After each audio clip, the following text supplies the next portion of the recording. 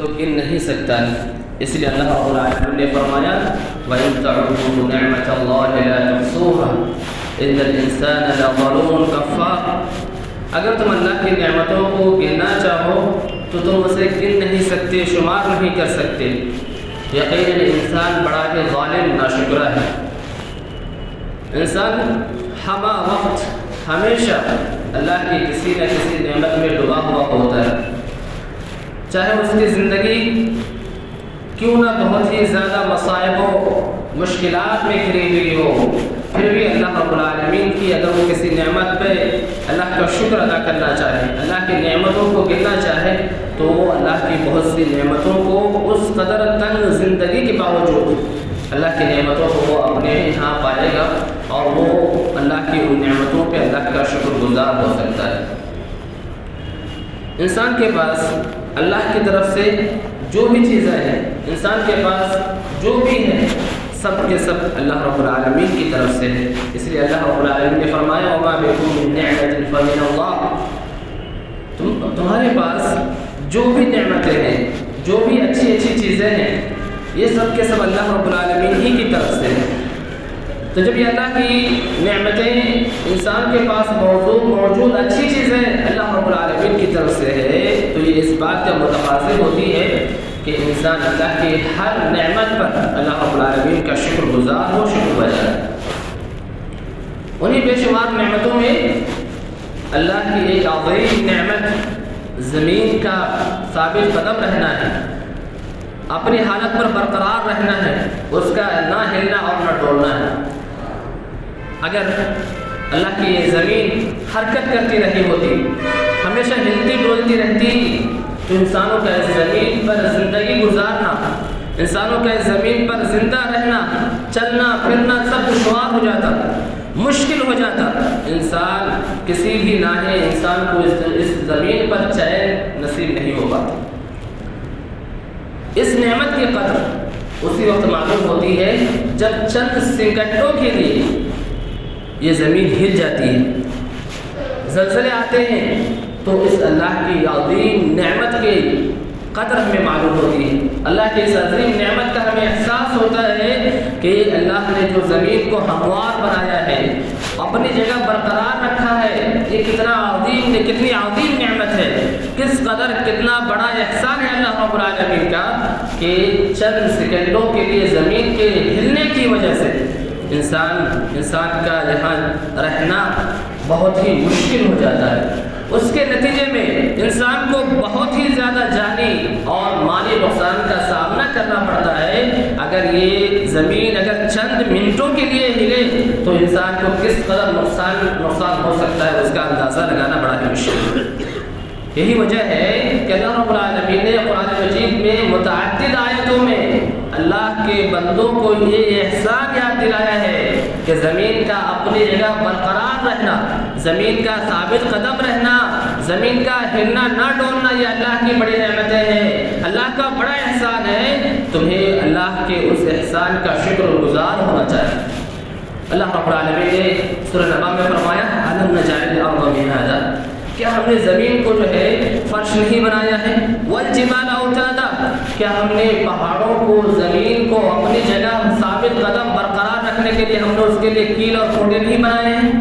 یعنی اللہ رب العالمین یہ احسان یاد دلا رہا ہے انسانوں کو کہ یہ اللہ کا بہت ہی عظیم احسان ہے، جس احسان کے تقاضا یہ ہے کہ تم اللہ کا شکر گزار بنو، اللہ کی اس نعمت کا شکر گزاری کرو۔ اور اس نعمت کی شکر گزاری یہ ہے کہ اگر تم مومن نہیں ہو، اللہ پر ایمان لانے والے نہیں ہو، تو اللہ کی اس عظیم قدرت کا، اللہ کی اس عظیم طاقت کا اندازہ لگاتے ہوئے اللہ پر ایمان لے آؤ اور اس کا شکر بجا لاؤ۔ اللہ کی یہ عظیم نعمت ہے۔ اللہ رب العالمین میں قرآن مجید میں بہت سارے مقامات پر اس چیز کو بطور انعام اور احسان ذکر کیا ہے۔ اللہ نے فرمایا هو الذی جعل لکم الارض قرارا، اللہ ہی ہے، اللہ رب العالمین کی وہ ذات ہے جس نے زمین کو تمہارے لیے قرار بنایا ہے، والسماء بناء، اور آسمان کو تمہارے لیے چھت بنایا ہے۔ یہ اور اس طرح کی متعدد آیتیں اللہ رب العالمین نے اس لیے ذکر کی ہے کہ انسانوں کو زمین کے اس قرار کی نعمت یاد دلا سکے۔ تاکہ انسان اللہ کی اس نعمت کا شکر گزار ہو۔ جب زلزلے آتے ہیں تو اس نعمت کا انسانوں کو احساس ہوتا ہے۔ ابھی حال ہی میں ترکی اور سوریہ کے کچھ علاقوں میں جب زلزلے آئے تو اس کے مناظر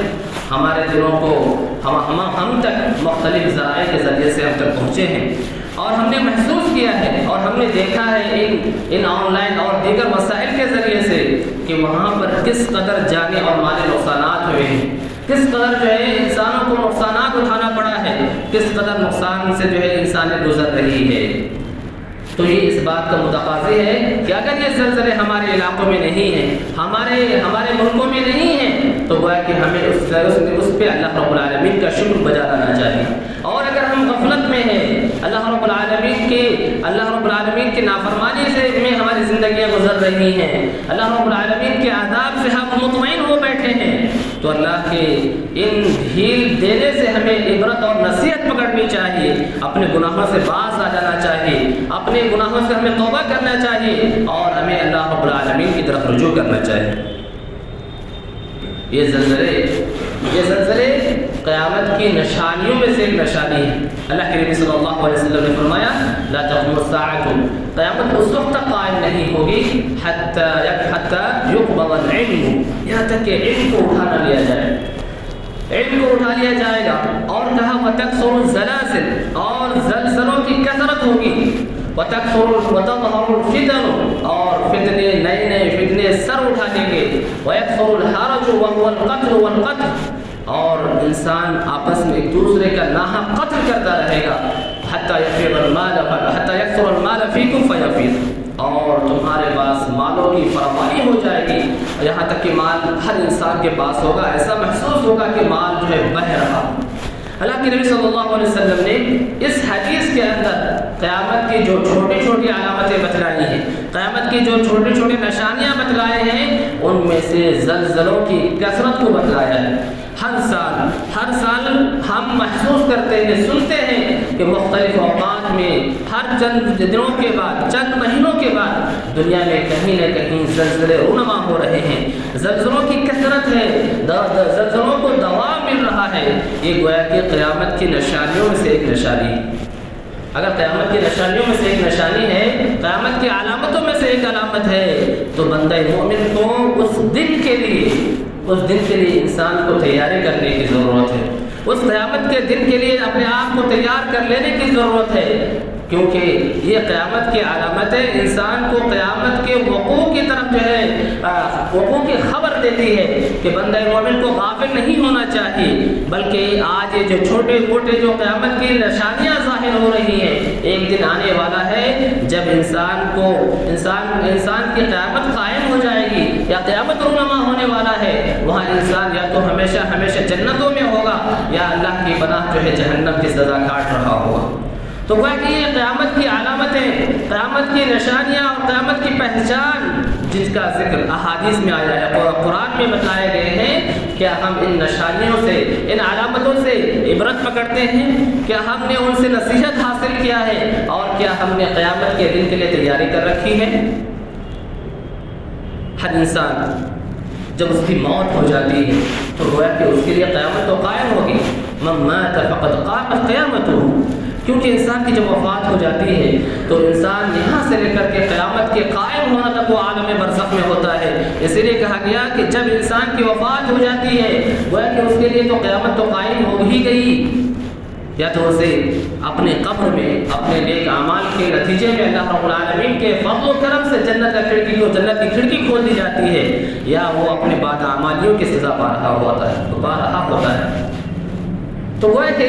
یہ قیامت کی نشانیاں ہیں، قیامت کی علامتیں ہیں، کیا ہم نے قیامت کے اس دن کے لیے تیاری کر رکھی ہے؟ یہ ہر بندہ مومن کو سوچنے کی ضرورت ہے، اس کے لیے تیاری کرنے کی ضرورت ہے۔ اس لیے اللہ رب العالمین نے قیامت کے ان زلزلوں کو یہ بتلایا ہے کہ ایک زلزلہ ایک ایسا بھی آئے گا جو قیامت کا زلزلہ ہوگا، جس کی خطرناکی بڑی ہی شدید ہوگی، جس کی جو ہے ہولناکی بڑی ہی خطرناک ہوگی۔ اللہ رب العالمین نے فرمایا یا ایھا الناس اتقوا ربکم ان زلزلۃ الساعۃ شیء عظیم، اے لوگوں اپنے رب سے ڈرا کرو، اپنے رب سے خوف کھایا کیونکہ قیامت کا جو زلزلہ ہے وہ بہت ہی بڑی چیز ہے. ان زلزلۃ الساعۃ شیء عظیم، کتنی بڑی شدید ہے، کس قدر اس کی ہولناکی ہے. اللہ رب العالمین نے اسی آیت میں اس کے آگے بیان فرمایا یوم ترونها تذهل كل مرضعة عما أرضعت وتضع كل ذات حمل حملها وترى الناس سكارى وما هم بسكارى ولكن عذاب الله شديد. قیامت کا جو زلزلہ واقع ہوگا وہ کس قدر ہولناک ہوگا، کس قدر سخت ہوگا. وہ کہا کہ جو ہے دودھ پلانے والی اپنے دودھ پلاتے بچوں سے غافل ہو جائے گی، حمل والوں کے حمل ساقط ہو جائیں گے، اور لوگ اللہ کے عذاب کی سختی کی وجہ سے بے ہوش اور نشے میں نظر آئیں گے. حالانکہ ایسی بات نہیں ہوگی، حالانکہ وہ نشے میں نہیں ہوگی، لیکن معاملہ کیا ہوگا؟ ولیکن عذاب اللہ شدید، اللہ کا عذاب بڑا ہی سخت ہے.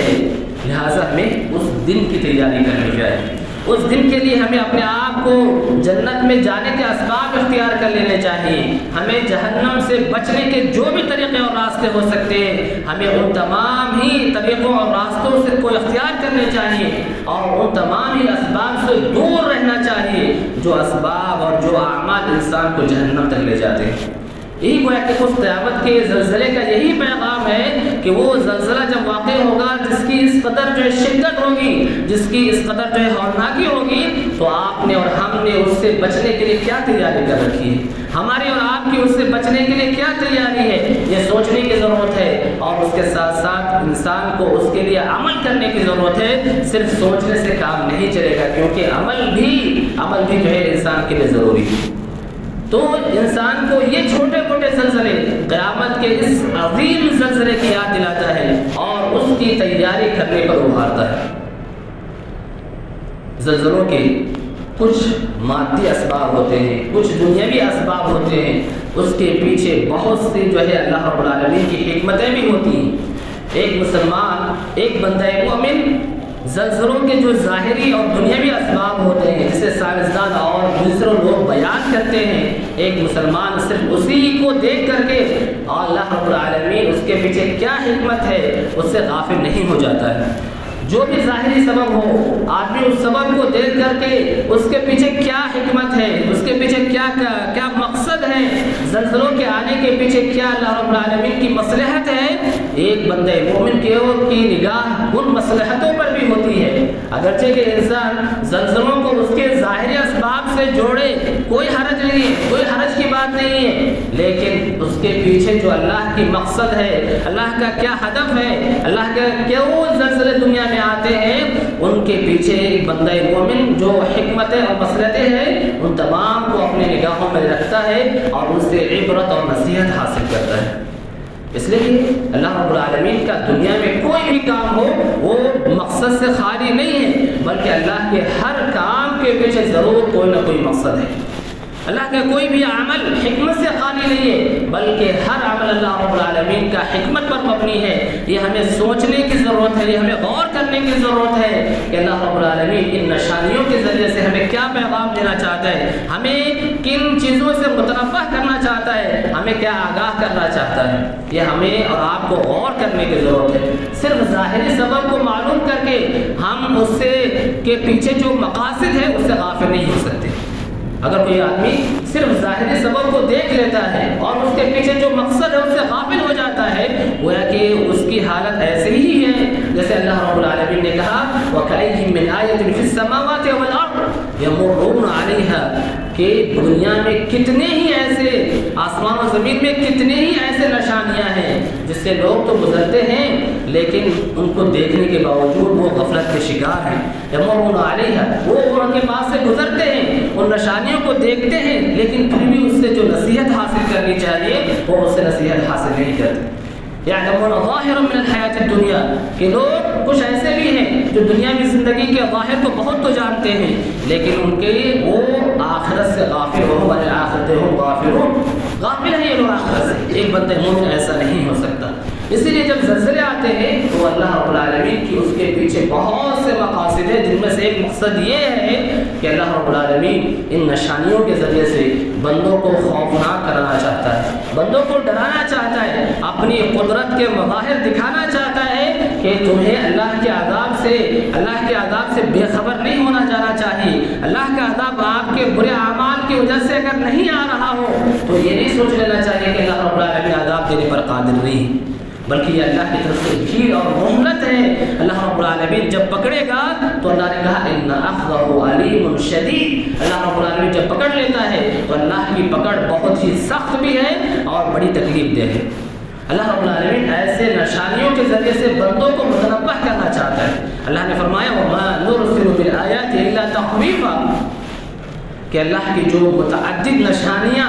دنیا میں رونما ہوتے رہتے ہیں، کبھی زلزلوں کی شکل میں، کبھی بجلیوں کی شکل میں، کبھی طوفانوں کی شکل میں اور سیلابوں کی شکل میں اور مختلف قسم کی صورتوں میں، اللہ کی یہ جو نشانیاں ہیں اللہ تعالیٰ ان نشانیوں کے ذریعے سے اپنے بندوں کو ڈرانا اور آگاہ کرنا چاہتا ہے۔ وما نرسل بالآیات الا تخویفا، کہ ہم ان نشانیوں کو بھیجتے ہیں مگر اسی لیے کہ ہم بندوں کو اس سے آگاہ کر سکیں، بندوں کو ہم ڈرا سکیں کہ اللہ رب العالمین تمہاری بدعمالی کی سزا دنیا میں دے سکتا ہے، تمہیں تمہارے گناہ پہ پکڑ سکتا ہے، تمہارے گناہوں کی عبرتناک سزائیں تمہیں دنیا میں دے سکتا ہے۔ یہی وجہ ہے کہ اللہ کے نبی صلی اللہ علیہ وسلم نے جب ابراہیم رضی اللہ عنہ کی وفات کے دن سورج اور گرہن لگ گیا تو آپ نے کیا فرمایا؟ ان الشمس والقمر آیتان من آیات اللہ، کہ سورج اور چاند اللہ کی نشانیوں میں سے ایک نشانی ہے، انہیں کسی کے موت اور کسی کی زندگی سے گرہن نہیں لگتا۔ لا ينكسفان لموت احد ولا لحیاتہ، کسی کی مرنے کسی کے زندہ ہونے سے انہیں کوئی فرق نہیں پڑے گا، اسے کوئی گرہن نہیں لگے گا، لیکن معاملہ کیا ہے؟ وَلَكِنَّ اللَّهَ يُخَوِّفُ بِهَا عِبَادَهُ، کہ سورج گرہن ہو یا چاند گرہن کا معاملہ ہو، اللہ رب العالمین ان کے ذریعے سے اپنے بندوں کو ڈرانا چاہتا ہے کہ اتنی عظیم مخلوقات، کہ اللہ رب العالمین اس قدر عظیم مخلوقات کی روشنی کو چھین سکتا ہے تو تم کیا ہو، تمہیں تو آسانی سے اللہ رب العالمین میں سزائیں دے سکتا ہے۔ تو یہ سب سے پہلی حکمت ہے کہ اللہ تعالیٰ ان نشانیوں کے ذریعے سے جو کسی بھی صورت میں ہو سکتے ہیں، اللہ رب العالمین ان نشانیوں کے ذریعے سے بندوں کو آگاہ کرنا چاہتا ہے، بندوں کو ڈرانا چاہتا ہے، تاکہ بندے اللہ کے عذاب سے ڈریں، اللہ کے مطیع و فرما بردار ہو جائیں، گناہوں کو کاموں کو ترک کر دیں اور اپنی زندگی اللہ کی اطاعت و فرما برداری میں گزارتے رہیں۔ زلزلوں کے پیچھے اور جو متعدد مقاصد ہو سکتے ہیں ان میں سے ایک یہ بھی ہے کہ اللہ رب العالمین ایسے زلزلوں کے ذریعے سے بندوں کو آزماتا ہے، بندوں کو امتحان میں ڈالتا ہے، اور انسان کی پوری زندگی ایک دوسرے ناحیے سے امتحان ہی امتحان ہے۔ جیسے سورہ ملک کی اس آیت میں اللہ نے فرمایا کہ اللہ تعالیٰ موت و حیات کو اسی لیے پیدا کیا ہے کہ تمہیں آزما سکے۔ انسان کی زندگی پوری کی پوری آزمائش ہی ہے کہ انسان کیسے اعمال کرتا ہے۔ تو انسان کے لوگ کو اللہ رب العالمین دنیا میں مختلف طریقے سے امتحان میں مبتلا کرتا ہے، مختلف طریقے سے آزمائش میں ڈالتا ہے کہ کون ان آزمائشوں میں صبر کرتا ہے اور کون ان آزمائشوں میں اللہ پہ ناشکری، اللہ پہ اعتراض کرتا ہے۔ اس قسم کے مختلف آزمائشوں میں اللہ تعالیٰ بندوں کو مبتلا کرتا ہے۔ اللہ نے کہا وَلَنَبْلُوَنَّكُمْ بِشَيْءٍ مِّنَ الْخَوْفِ وَالْجُوعِ وَنَقْصٍ مِّنَ الْأَمْوَالِ وَالْأَنفُسِ وَالثَّمَرَاتِ وَبَشِّرِ الصَّابِرِينَ، کہ ہم تمہیں ضرور آزمائیں گے۔ کیسے آزمائیں گے؟ وَلَنَبْلُوَنَّكُمْ بِشَيْءٍ مِّنَ الْخَوْفِ، ڈر کے ذریعے سے، اور اسی طریقے سے یہ آزمائشیں ایسے بھی ہوں گی کہ مال میں کمی آئیں گی، جان میں کمی آئیں گی، یہ اور اس طرح کی متعدد صورتیں ہو سکتی ہیں جن کے ذریعے سے اللہ رب العالمین بندوں کو آزماتا ہے اور انہیں آزمائش میں مبتلا کرتا ہے۔ اور یہ آزمائشیں جب بندوں پہ آتی ہیں تو اللہ رب العالمین ان کے ذریعے سے بندوں کے گناہوں کو معاف کر دیتا ہے اور ان کے مختلف درجات کو بھی بلند کرتا ہے۔ اسی لیے ایک حدیث میں اللہ کے نبی صلی اللہ علیہ وسلم نے کیا فرمایا کہ مومن کا معاملہ تو بڑا ہی عجیب و غریب ہے۔ عجب لامر المؤمن، مومن کا معاملہ بڑا ہی عجیب و غریب ہے۔ اگر اسے کوئی خیر پہنچتی ہے تو اگر اس خیر پہ وہ اللہ کا شکر گزار ہوتا ہے تو یہ بھی اس کے لیے بہتر ہوتا ہے، اور اگر اسے کوئی برائی اور تکلیف اور مصیبت پہنچتی ہے اور وہ اس پر صبر کرتا ہے تو یہ بھی اس کے حق میں خیر ہی خیر ہے، اور یہ معاملہ مومن کے علاوہ کسی اور کے لیے نہیں۔ تو مومن کی زندگی میں چاہے اچھے موقع ہوں، خیر کے موقع ہوں، خوشی کے موقع ہوں یا مسائل و آلام کے موقع ہوں، مومن کے لیے خیر ہی خیر ہے۔ خوشی کا موقع ہے، شکر گزاری کیا، اللہ رب العالمین نے کہا، اللہ کے نبی نے کہا کہ یہ بھی اس کے حق میں بہتر ہے۔ مصیبت کا موقع ہے، پریشانی کی بات ہے، ان مصائب و آلام پہ صبر کرتا ہے، یہ بھی اس کے حق میں خیر ہی خیر ہے۔ اس لیے اللہ نے کہا وبشر الصابرین، صبر کرنے والوں کو اے نبی آپ خوشخبری سنا دیجیے۔ تو یہ اللہ کی حکمت ہے کہ انسان کو مختلف طریقوں سے، مختلف راستوں سے آزماتا ہے اور دیکھنا چاہتا ہے کہ کون اللہ کے امتحان میں کامیاب ہوتا ہے اور کون اللہ کے امتحان میں ناکام ہوتا ہے۔ اور یہ امتحان اور آزمائش کسی کے اچھے ہونے اور کسی کے برے ہونے کی دلیل نہیں ہے۔ انبیاء کرام علیہ السلام کو بھی آزمایا گیا اور فاسق سے فاجر بندے کو بھی آزمایا جاتا ہے۔ تو کسی کو آزمائش میں مبتلا ہونا اس کے نہایت ہی اعلیٰ ہونے کی، اس کے برے ہونے کی بھی دلیل نہیں ہے، بلکہ بسا اوقات تو معاملہ اس کا الٹا ہے کہ انسان اگر آزمائش میں مبتلا ہوتا ہے تو یہ اس کے اعلیٰ درجے کے ایمان کی دلیل ہے۔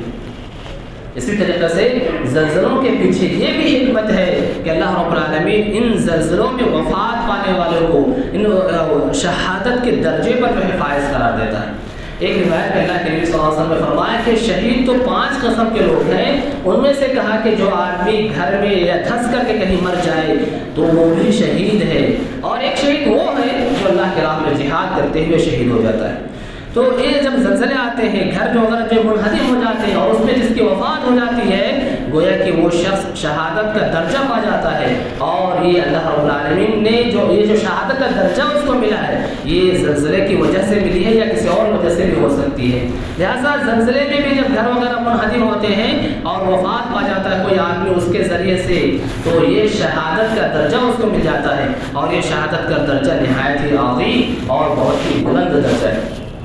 جب یہ زلزلے آتے ہیں تو ایک بندہ مومن کو عبرت اور نصیحت حاصل کرنی چاہیے، اپنے گناہوں سے توبہ کرنا چاہیے، اپنے رب کی طرف جو ہے نہایت ہی جمعی کے ساتھ متوجہ ہو جانا چاہیے، اصرار کے ساتھ اللہ رب العالمین سے دعائیں کرنی چاہیے، اللہ کے سامنے عاجزی کا اظہار کرنا چاہیے، گڑ گڑانا چاہیے، اور ساتھ ہی ساتھ جو لوگ ان زلزلوں اور آزمائشوں میں مبتلا ہیں ان کے لیے دعائیں بھی کرنی چاہیے، ان کی پریشانیوں کے خاتمے کی دعائیں کرنی چاہیے، اور جہاں تک ممکن ہو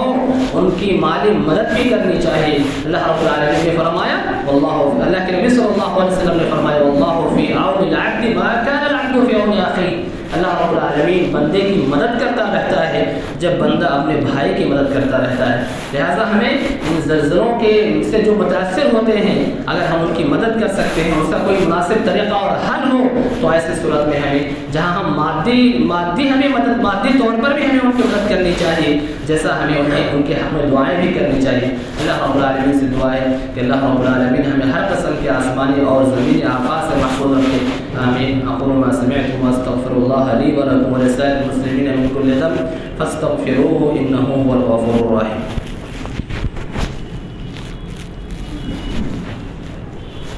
ان الحمد لله نحمده ونستعينه ونستغفره ونؤمن به ونتوكل عليه ونعوذ بالله من شرور انفسنا ومن سيئات اعمالنا، من يهده الله فلا مضل له ومن يضلل فلا هادي له۔ عباد الله رحمني ورحمكم الله، إن الله يأمركم بالعدل والإحسان وإيتاء ذي القربى وينهى عن الفحشاء والمنكر والبغي يعظكم لعلكم تذكرون، فاذكروا الله يذكركم وادعوه يستجب لكم ولذكر الله أكبر والله يعلم ما تصنعون۔